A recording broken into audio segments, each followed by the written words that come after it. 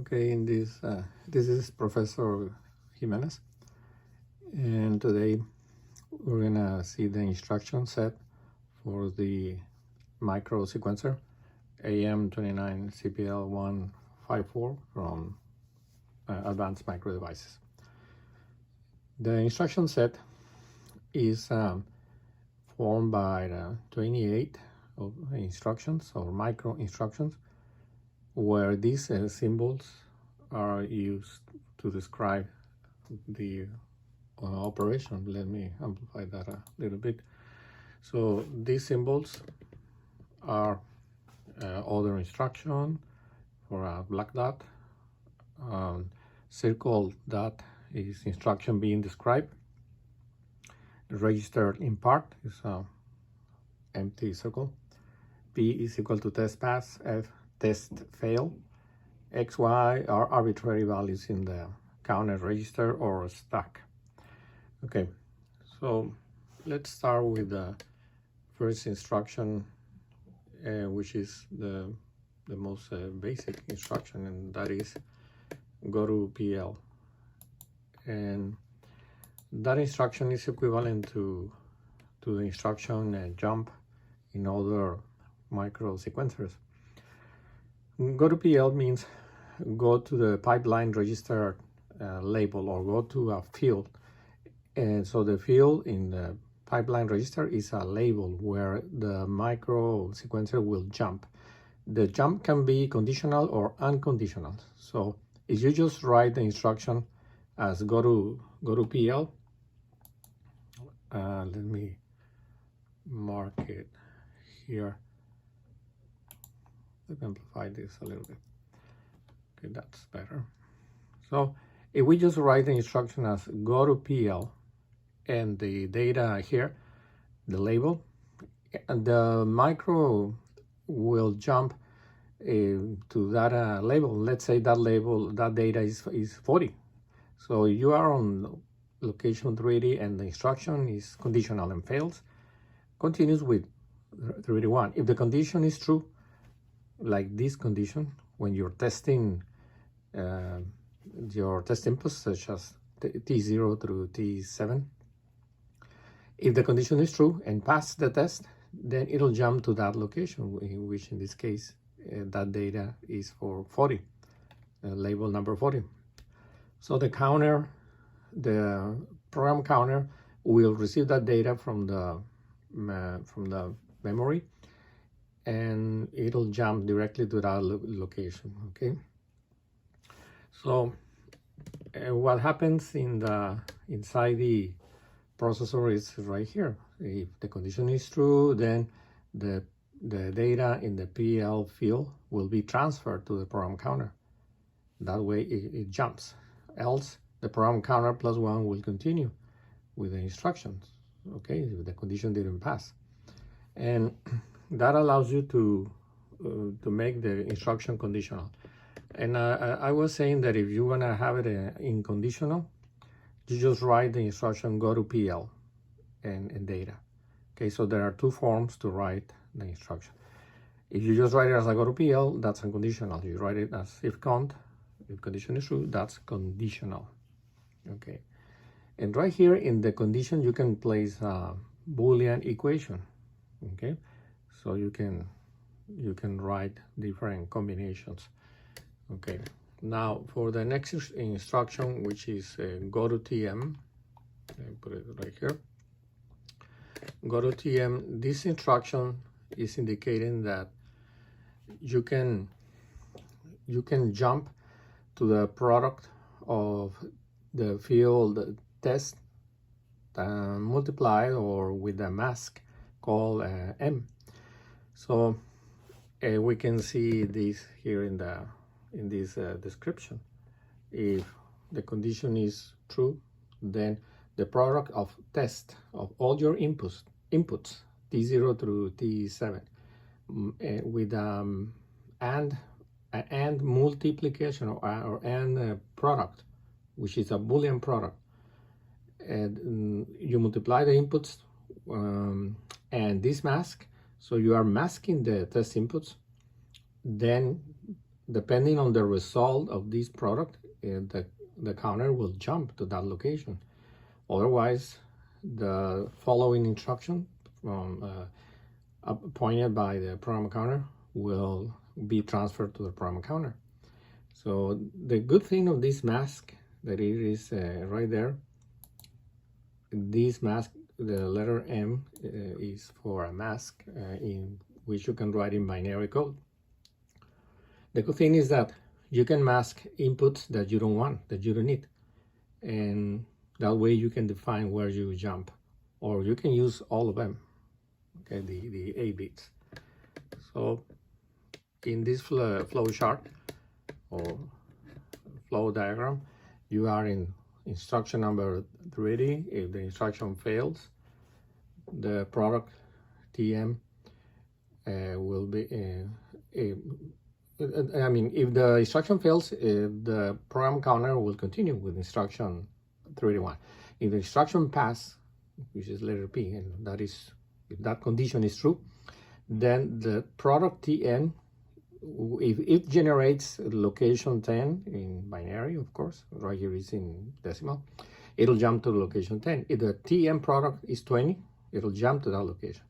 If TM is equal to 40, it'll jump to that location. And then it'll continue, depending on where it jumps, it'll continue with the following instructions. Once once you finish with any of these instructions, you can jump or go to PL. You can continue with the code, and you can go to instruction number 32. Okay. So, and you can read this description. Pole equal to 1 is polarity. So polarity allows you to test if the condition is false, the condition is true. Okay. And remember, a pole is controlling an exclusive OR gate. Okay. Next instruction is go to TS. Go to stack. If the condition is true, go to stack. So what this instruction does is that the program counter, let me find this a little bit. The program counter right here, the program counter will be loaded with the top of stack. The stack is a LIFO memory where you store all your return addresses. Okay, and depending on the data stored in the top of stack of the LIFO memory, that data will be transferred to the program counter. Otherwise, the program counter plus 1 will be transferred to the program counter. So if the instruction doesn't pass, it'll continue with the next instruction. And that's what it is described right here. From 30, you go to 31, and then condition is true, TOS. Okay. Another instruction is fork, because this one it's very similar, like similar to a fork. And so if the condition is true, then go to PL data, then go to this label, otherwise, and go to stack. So you have 2 ways to jump. If the condition, you are in line 30, then on line 31 on the code or memory location. If the instruction fails, the program counter, the code, will jump to this label. Let's say you had a data 50 on the TOS, top of stack, so it jumps directly to 50. And if it fails, if it passes, it'll go to location 40, the PL data. So you see, you have two ways to jump with a single instruction. This is why it is called fork. And you can see the description in right here. The condition is true, PL data goes to program counter. If it is false, the TOS, the top of stack, will go to the program counter. Okay, so there are one of the most interesting instructions in this microsequencer is a call PL. So with this instruction, you are calling, right here, you are calling a method, or you are calling a subroutine. So if the condition is true, you call the PL data, and for every call there must be a return. Okay, so you call this PL data, this label, and if you are here in instruction 3D fails and goes to 3D1, if the instruction pass, it'll call the method located in location 40 in your memory. Then you perform instructions there, 41, and on location 42, there must be a return address. Okay, so what happens is that when you call the PL data, this happens inside the processor. What happens is that the program counter plus 1, because the program counter here is 381, so PC plus 1 is 382. So the program counter plus 1, data 382, this constant is loaded into the TOS, the top of stack, which is your return address. And once you end up this right here with a return instruction, the 3D location TOS, which is on the top of stack, will be ready to be loaded, and it'll be loaded into the program counter that in such a way that when you finish this method, the TOS, the stack, the TOS in the stack will be loaded to 3D2. Okay, so why will be loaded with location, with data 3D2? Because every time you call an instruction, if you are in location 3D1 and you call an instruction performing this one, you have to store in the TOS your return address.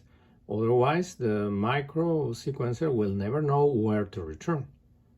Okay, so and you can check everything I'm telling you right here. If the condition is true, TOS go to stack, PC plus 1 is stored in the TOS, PL data goes to PC because that's the way you jump, because the instruction was true.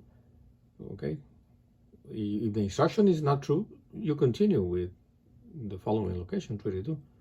But if it is true anyway, the TOS will be stored because that's your return address. And in any other languages, is when you are invoking a method, that's what you get. And there are other ways to call instructions, like the call TM. Okay, call TM is a more advanced instruction which allows you to call a method located in the product of your test inputs times the mask. And this is very powerful because many times you're reading your test inputs, you're reading a port, and when you're reading a port right here, test time M, as it is indicated right there. Let me put a right here, right there. When you are indicating right there, we are indicating that the product TM, if that product is equal to 40, then the microsequencer will jump to location, will call the method or the subroutine located in location 40. So you can do the process 41, 42, or as long as it takes, many instructions here in the method. At the very end, you need a return. And then where will you return? Same thing like the last instruction. You will return to the PC plus 1 location, which was stored in the TOS in the stack. So 382 is loaded again in the program counter, and that's why it returns to continue with the code. Okay, and you can see that right here.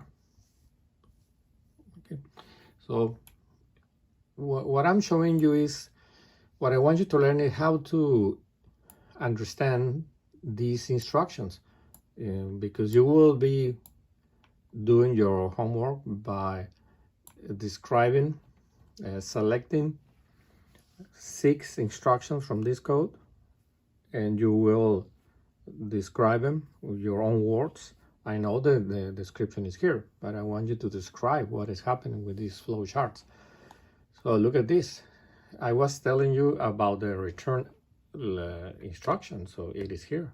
So the good thing here is that returns are conditionals.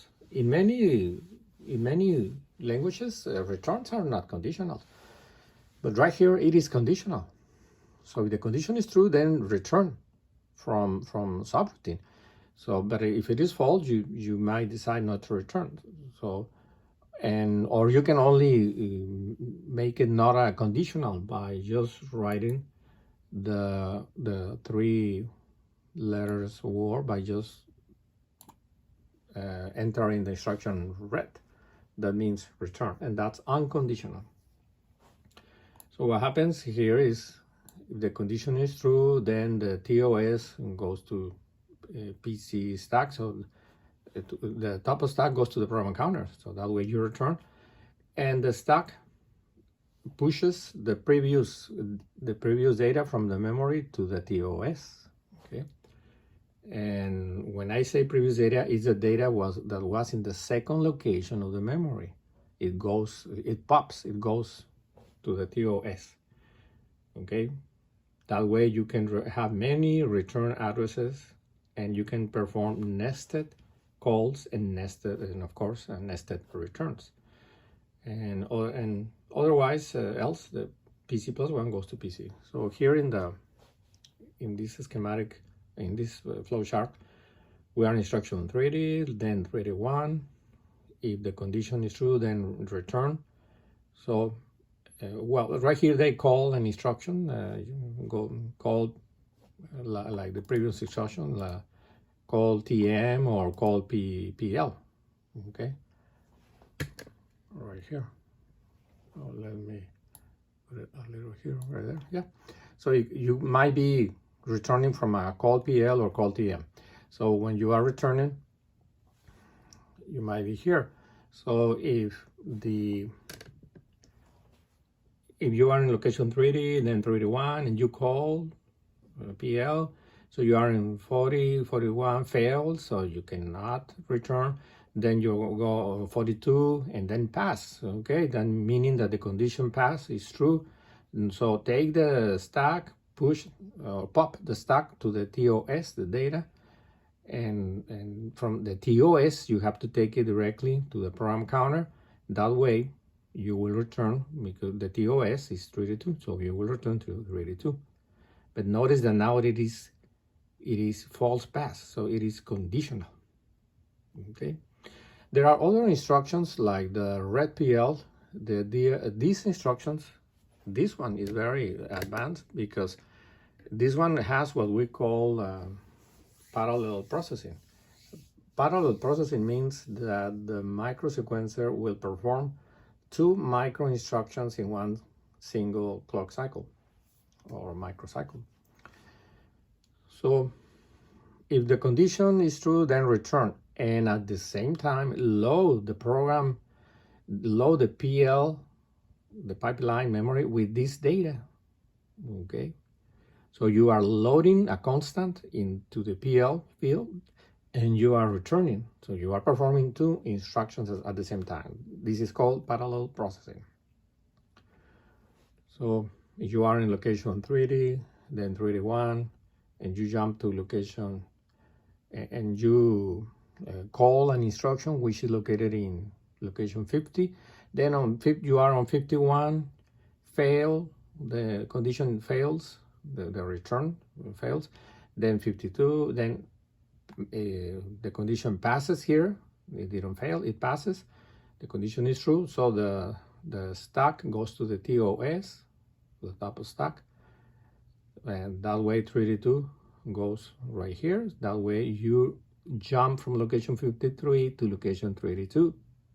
Okay, at the same time the PL data, this 8-bit data, is loaded into the counter register.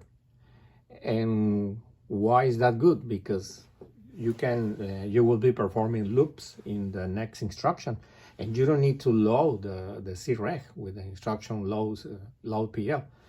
You can you can do it right here, and that way you will save 1 clock cycle. If you're working at 1 megahertz and you say 1 clock cycle, you're saving 1 megahertz, okay? And you might increase the speed of your processor.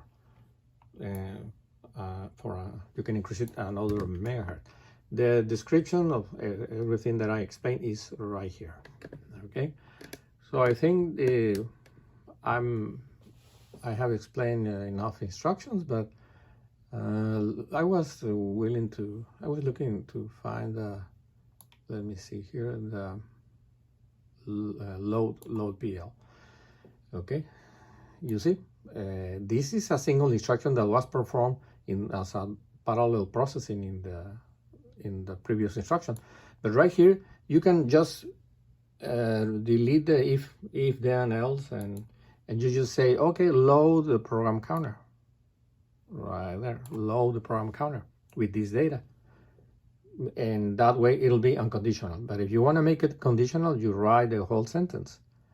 And that what you're doing here is you are on location 3D, okay? So then you are on location 3D1, the condition failed, so location 3D2. Now the condition passes, and then you load the counter register, okay? And the counter register allows you to make loops in your software code, okay? So it doesn't matter what language you're using, and the counter register will be loaded, and that way you can do loops. Of course, don't try to do a loop when Creg is equal to 0. Okay, what will happen is what we call rollover. Creg will be equal to, from 0, 0 to, it'll be equal to 255, and instead of not having a single loop, you will have 255 loops. So don't try to make a loop when Creg is equal to 0. And okay, and now we have here the description of what I was explaining here. So another way to load the counter, you can load the counter with the port contents by reading the product TM, and you can load it. So you perform the TM and you can load it. You can also control the stack if you want to alter the returns. You can also push the stack or push data into the stack. That's another way to control the way you call and return from subroutines. You can push data by this product into the stack, into the LIFO memory. You can pop the stack, so getting data from the second level, third level, or up to 8th level data level is, when I say level, is the locations in the stack. So you can also push the Creg, okay, the contents, and you can put it in the top of stack. That's powerful for many applications. For looping applications, you can pop the counter. You can decrement the counter. So this is exactly the instruction that it is used for creating loops. Okay, you can see there. It is decremented if it's not equal to 0, but once it is equal to 0, then you take a decision. So all the instructions, you know, in Java, the while instruction is also used. And in the DECTM, DECGoPL. So what I'm going to ask you, you select 5 of those instructions, explain how they work, 6 of those instructions, and that'll be one of your homeworks, which will be due a week from this lesson. So every time I give you an assignment or homework, I'll give you a week. So I give time for everyone to select their instructions. And also like this one, wait TM, so explain that instruction. So continue is the most basic instruction. It doesn't do anything, but it takes a cycle, 1 clock cycle. Many times you need to create a delay. So if you place 2 continuous, you have a 2 cycle delay, 2 clock cycles delay. But of course, you don't want to spend the memory doing all that, but you can make a loop with 10 of these or 100 of these, and that way you have 100, a delay of 100 clock cycles. This is, if this condition is true, then you write into the port, so you can see the counter in the port. Comparisons. This is to make comparisons between a constant, within a constant, and in a product. Okay, a Boolean product. Every time I say a product, it's a Boolean product. So this is a description of, this table is a description of these instructions. And you want to find more information about this, you can read other materials. Well, that'll be in another session. So that's all for today, and